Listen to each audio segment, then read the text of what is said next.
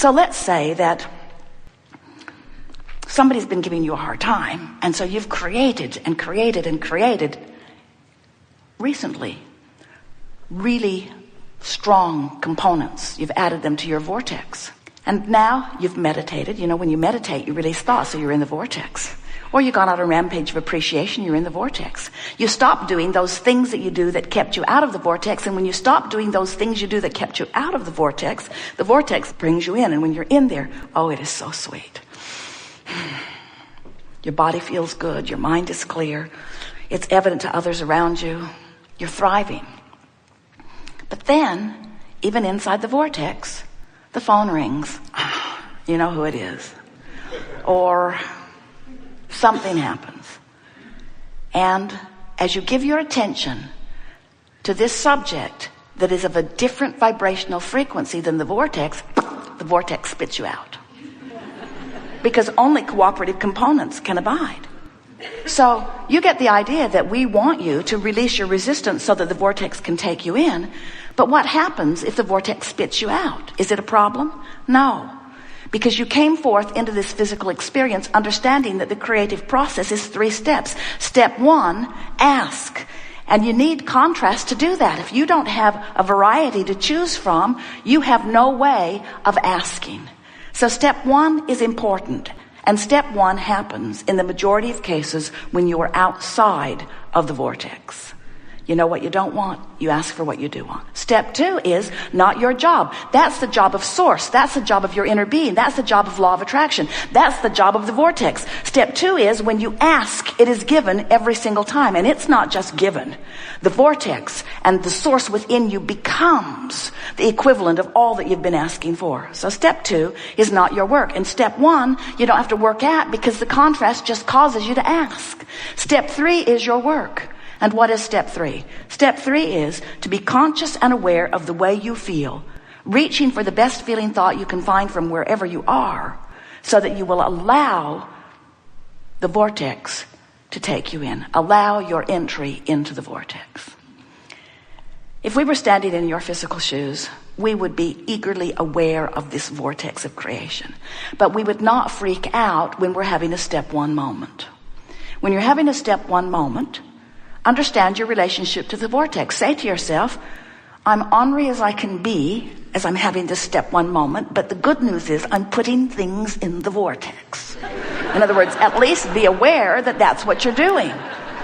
And then say, and I know, the happy old vortex is over there just spinning around, gathering all the cooperative components, but for now I intend to just complain.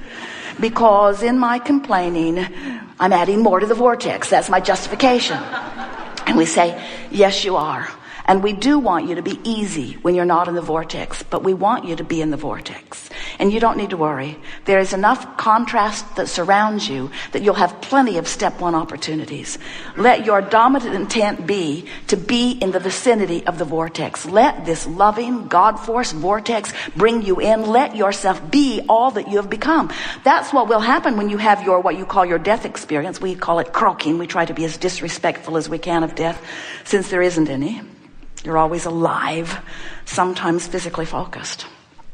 And as you came into this physical experience, it was your intention to let the contrast inspire the expansion. But do you know what the most exhilarating thing that you were looking forward to in this expression of physical life? Do you know what you were really wanting? Do you know the reason that you keep coming forth into the physical experience? Because there is nothing more delicious than to have expanded and held yourself apart from it for a little bit and then release the resistance and let yourself go. That's the river of life that you want to live. You want to continually be in this place where you're reaching and allowing and reaching and allowing and reaching and allowing. And you don't need to worry about it. It will ever be thus. We just think that when you know who you are, and you know about the vortex, and you know about the laws of the universe, and you know about your emotional guidance system, and you know you can direct your own thoughts, and you can practice by feeling the thought that doesn't feel good, and then feeling the thought that feels better, and then feeling the thought that feels better still.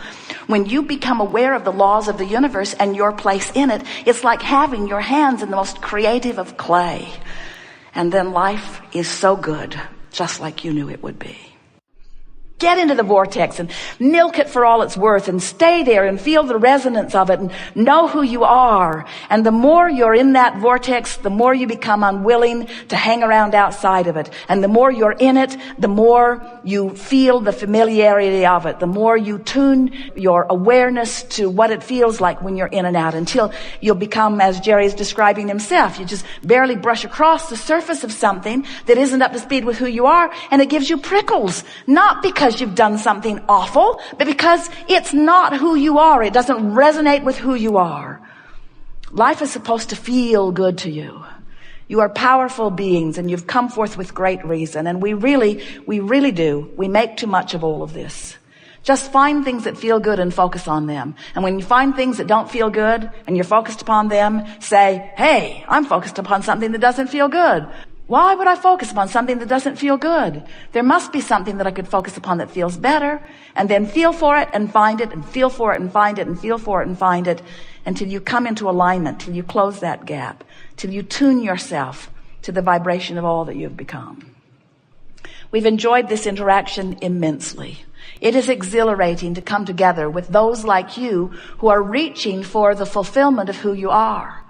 It is our desire as we visit like this that we awaken within you your memory of who you really are, and the value and reason and purpose for your focusing here in this contrasting experience.